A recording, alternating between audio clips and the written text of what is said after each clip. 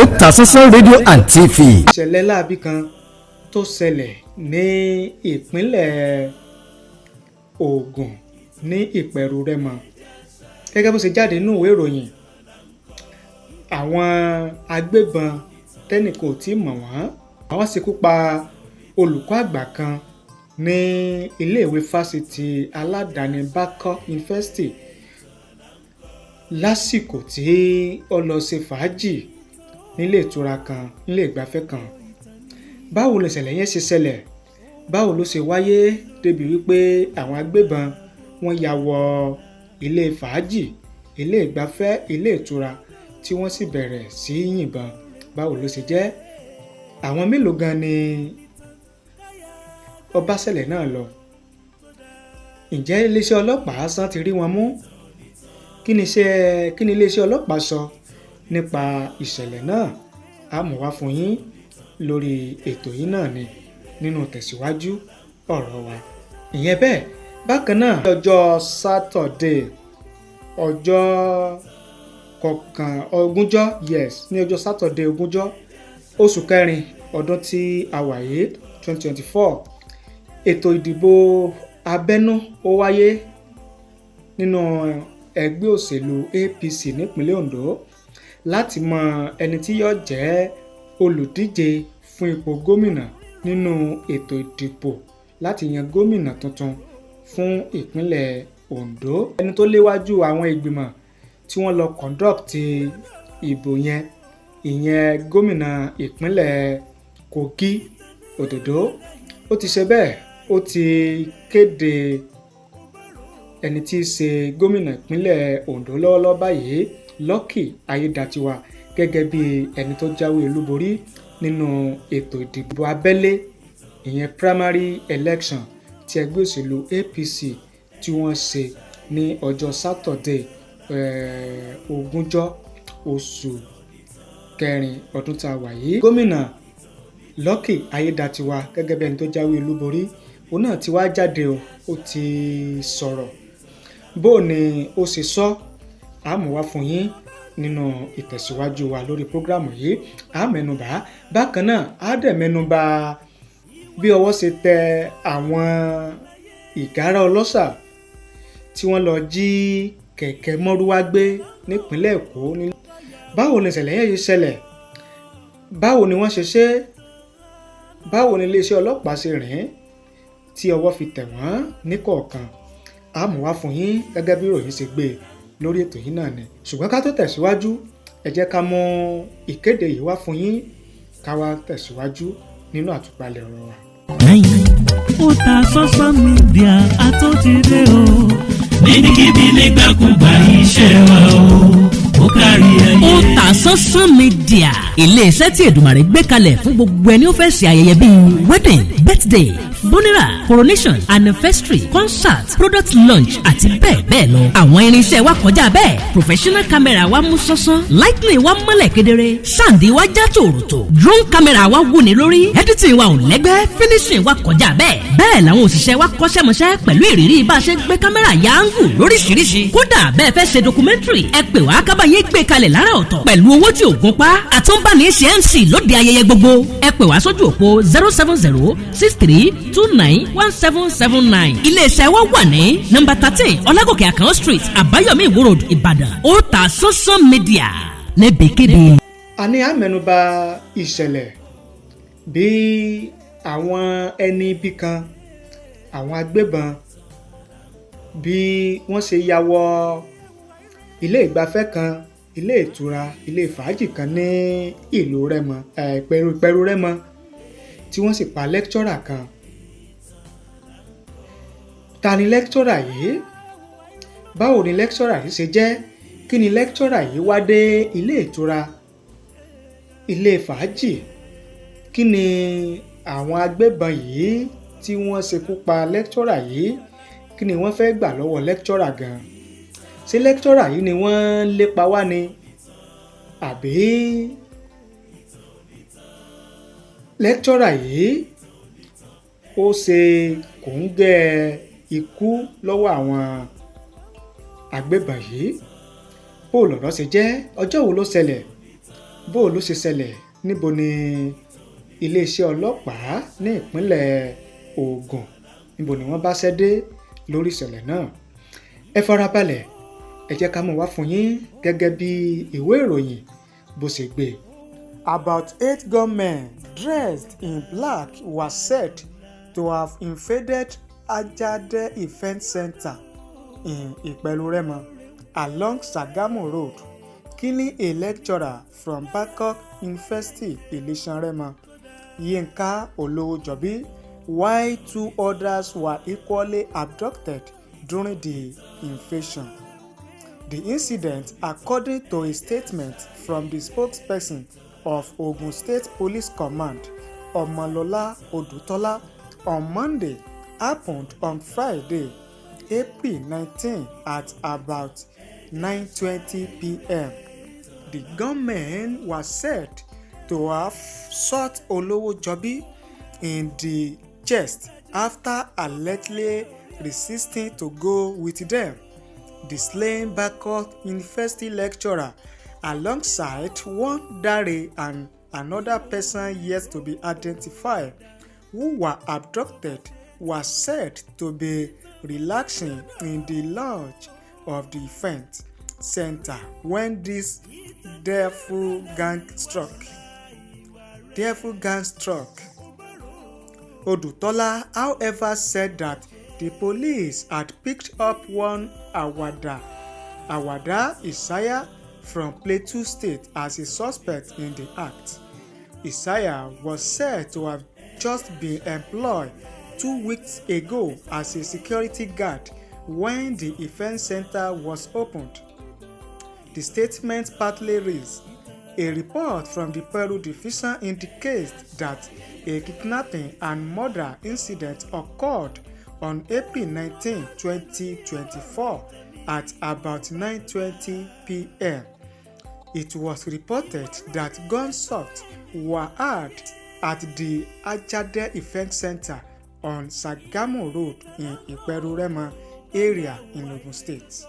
Eyewitnesses were able to count 8 men dressed in black and armed with guns emerge from an unknown place into the relaxing lounge and open fire indiscriminately, where one person, later identified as a lecturer at Backcock University named Olowojobi Yinka, was shot in the chest for resisting to go away with the hoodlums at their prompt, while a manager of a car stand, simply known as Dare, male, the third person, is yet to be identified.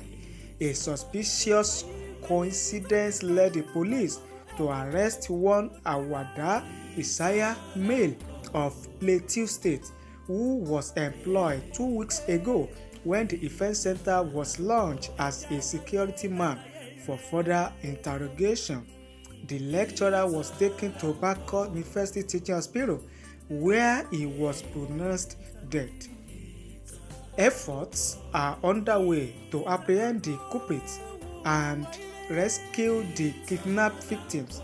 Further updates will be provided as the situation develops.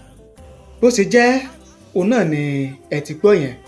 Àdúrà tí a kàn mọ́ ṣe ni pé kọ́bẹ̀ Èdùmàrè kó má fi sọ rẹ̀ sọ wá o, kọ́bẹ̀ Èdùmàrè kó má dáàbò rẹ̀ bò wá, kó má jẹ́ ká rìn náà sí, kó má jẹ́ ká rìn níjọ́ ibi ń pọ̀nà. Ẹni tá a dágbére bí a lọ fún, kọ́bẹ̀ Èdùmàrè kó má jẹ́ ká mọ ibi tá a lọ o. Tẹ̀rí pọ́ lágbára. Ṣùgbọ́n a nígbàgbọ́ pé iléeṣẹ́ ọlọ́pàá nípínlẹ̀ Ògùn, a nígbàgbọ́ pé wọ́n ó ṣiṣẹ́ wọn bí iṣẹ́, wọ́n ó tẹ̀síwájú nínú iṣẹ́ ìwádìí wọn láti fojú àwọn ẹni ibi yìí, àwọn ọ̀daràn yìí, láti fojú wọn léde kásìrí wọn ó lè tú. Ìyẹn bẹ́ẹ̀. Ẹ wá jẹ́ ká lọ sí ọ̀rọ̀ tí gómìnà ìpínlẹ̀ Ondo Lucky Ayedatiwa tó jẹ́ ẹni tó jáwé olúborí nínú ètò ìdìbò nínú ẹgbẹ́ òṣèlú APC, ètò ìdìbò abẹ́lé tó wáyé nínú ẹgbẹ́ òṣèlú APC láti mọ ẹni tí yóò jẹ́ olùdíje fún ipò gómìnà nípínlẹ̀ Ondo lẹ́gbẹ́ òṣèlú APC nínú ètò ìdìbò gómìnà tó máa wáyé láìpẹ́ yìí. Lẹ́yìn tí ẹni tó jẹ́ alága ìgbìmọ̀ tí wọ́n darí tí wọ́n ṣe ètò ìdìbò yẹn, ìyẹn gómìnà ìpínlẹ̀ Kogi Ododo, lẹ́yìn tó kéde Lucky Ayedatiwa gẹ́gẹ́ bí ẹni tó jáwé olúborí, ó ní àwọn tí wọ́n jọ díje tí wọ́n jọ figagbága nínú ètò ìdìbò abẹ́lé yẹn, àwọn mẹ́rin nínú wọn ò ní wọ́n ti ń fapá jáná wípé àwọn ò gba èsì ìbò tí wọ́n kéde yẹn wípé ọ̀gbá wọlé. Ṣùgbọ́n ẹni tí í ṣe gómìnà ìpínlẹ̀ Ondo tó jáwé olúborí tí wọ́n kéde gẹ́gẹ́ bí ẹni tó jáwé olúborí, òun náà ti wá jáde sọ̀rọ̀. Ó ti kí gbogbo ọmọ ẹgbẹ́ òṣèlú APC, ó sì bá àwọn tí wọ́n jọ figagbága tí wọ́n jọ díje, ó bá wọn sọ̀rọ̀. Kí wá ni tó bá wọn sọ?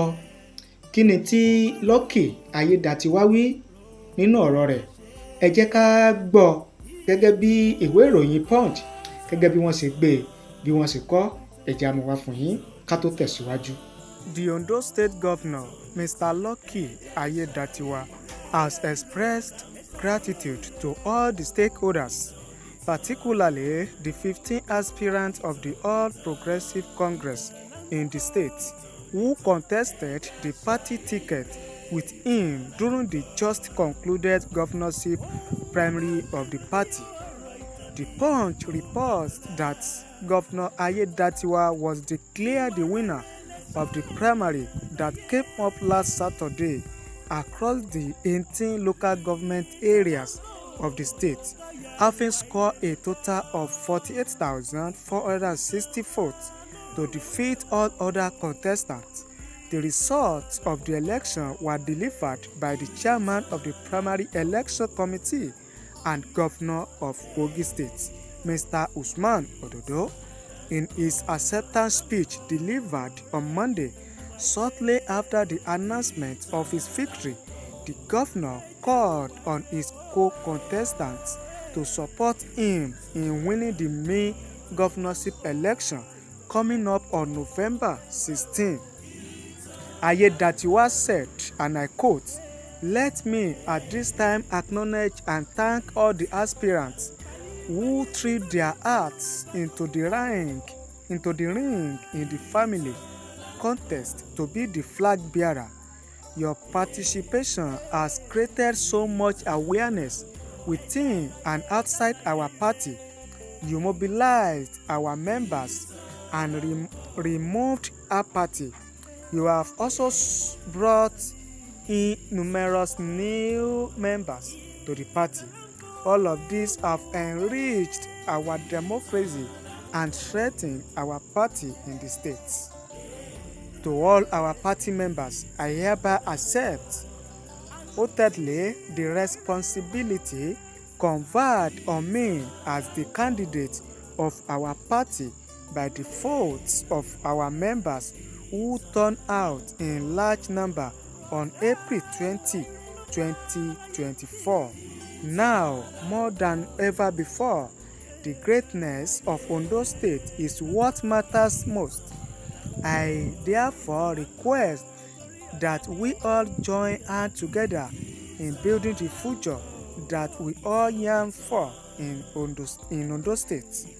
There is infrastructure to be built, better healthcare services to be delivered, fair justice to be served, qualitative education to be ensured, civil servants to be trained and motivated, security of lives and properties to be strengthened, enabling environments to be created for businesses to thrive and attract investors.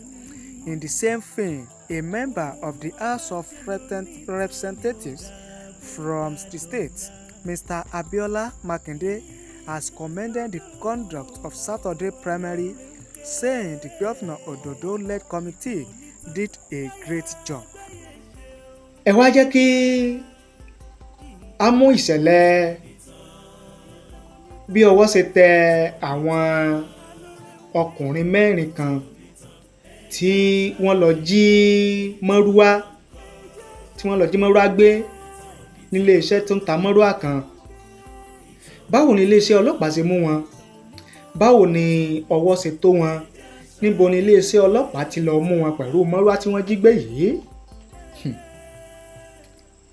Èmi máa ń sọ wípé ọjọ́ gbogbo ni tolè, ọjọ́ kan ni tolóhun. Tó bá pẹ́ tó o bá ti ń ṣiṣẹ́ láabi tó ń wò pé nìkan ò rí ọ, bẹ́ẹ̀ nìkan ò rí ọba lókè ń wọ̀ ọ́, ọba dẹ́dà tó dá ọ ó ń wọ̀ ọ́. Tó bá wá jáwọ́ ọjọ́ pé tán o, ọjọ́ pé tán kò jìnnà mọ́ tọwọ́ pálábà rí ó ṣègì, àfi kó jáwọ́ nínú iṣẹ́ ibi. Bóò ní iléeṣẹ́ ọlọ́pàá ti máwọn ẹni bí yìí lẹ́yìn tí wọ́n lọ jí mọ́rúwá gbé ní iléeṣẹ́ tó ń ta mọ́rúwá nípínlẹ̀ Èkó. Ẹ farabalẹ̀, ẹ jẹ́ á mú wá bí ìwé ìròyìn ṣe gbé, bí ìwé ìròyìn bí wọ́n ṣe kọ nínú ìwé ìròyìn wọn. The Lagos State Police Command has arrested 4 persons for allegedly stealing tricycle at a mobility company in the Ojota area of Lagos State. The suspects include Jeremiah Ekenam, Basiru Muhammad, Abdullah Yerima, and Hassan Abdul. Punch gathered that the incident occurred on Tuesday at about 10 a.m. A police source in the division, who pleaded anonymity because he is not authorized to speak on the issue, Punch corresponded that the secretary of an Ojota mobility company reported that he received a tip-off that an unidentified individual has stolen some of the company tricycles. Following receipt of the report, a group of detectives from the division sworn into action and apprehended the 4 suspects in different locations. The source added that the suspects were apprehended in Ondo State, Mile 12, and Idiroko area of Lagos State on Tuesday, April 16, 2024, at about 1:00 hours. The secretary of a mobility company in Ojota reported at the Ogudu police station that on the same date, at about 07:00 hours, he received a tip-off that 3 of the company tricycles had been stolen by the unknown person. On receipt of the report, a team of detectives from the division swung into action and tracked the tricycle to different locations where 4 suspects were arrested. One Jeremiah Ekena male was arrested at Ondo Town, Ondo State, with the 4th tricycle. Basiru Muhammad male was arrested at Mile 12, Lagos, with the 2nd tricycle, while Abdullah Yerima male and Hassan Abdul male were arrested at Idiroko, Lagos, with the 3rd tricycle. When contacted, the State Police Public Relations Officer, Lagos State, Benjamin Udein, confirmed the incident to our Punch correspondent, adding that the suspect will be arraigned after the investigation. Tó ibi náà ni a ti ṣẹ́wélé láti gé pété fótò ní lórí ètò tá a pè ní oyè ọ̀rọ̀. Ẹ má gbàgbé o láti bá ní subscribe sórí ìkànnì yìí, èyí tẹ́ ẹ bá ti subscribe. Èyí tẹ́ ẹ bá ti wá subscribe, ẹ má gbàgbé láti máa bá ní like àwọn program wa, kẹ́ ẹ sì máa bá ní share rẹ̀. Bákan náà kẹ́ ẹ máa jẹ́ ká mọ èrò tiyín àti ìwòye tiyín lórí rẹ̀, lórí àwọn nǹkan tá a bá mú wá, tá a bá ń gbé yẹ̀wò lórí ètò yìí. Ẹ ṣé o bẹ́ẹ̀ ṣe ń wò wá, ẹ ṣé bẹ́ẹ̀ ṣe ń gbọ́ wá. Ojú tẹ́ fi ń wò wá kò ní fọ́, etí tẹ́ fi ń gbọ́ wá kò ní di láṣẹ Èdùmàrè. Orúkọ tèmi ò wá yípadà o, Tajudeen olówó òkè lórúkọ tèmi. Ìnàjú ẹkùn tí bọdẹ lẹ́rù ní gbogbo ìgbà. Ẹ̀ṣọ́ kò yí ni mí, Ìkòyí ẹ̀ṣọ́ nílé bàbá tó bí mi lọ́mọ. Títí ọ̀la tátún pàdé lórí ètò nígbà tátún máa mú àwọn nǹkan tó ṣẹlẹ̀ gẹ́gẹ́ bí ìwé ìròyìn bó ṣe gbé, bó ṣe kọ tátùn máa mú wá fún yín lórí ìkànnì yìí. Ire àtayọ̀ kò ní tán lọ́ọ̀dẹ̀ mi, kò ní tán lọ́ọ̀dẹ̀ yín láṣẹ Èdùmàrè. Ẹ ṣé o, àdúpẹ́, àmọ̀rírì yín.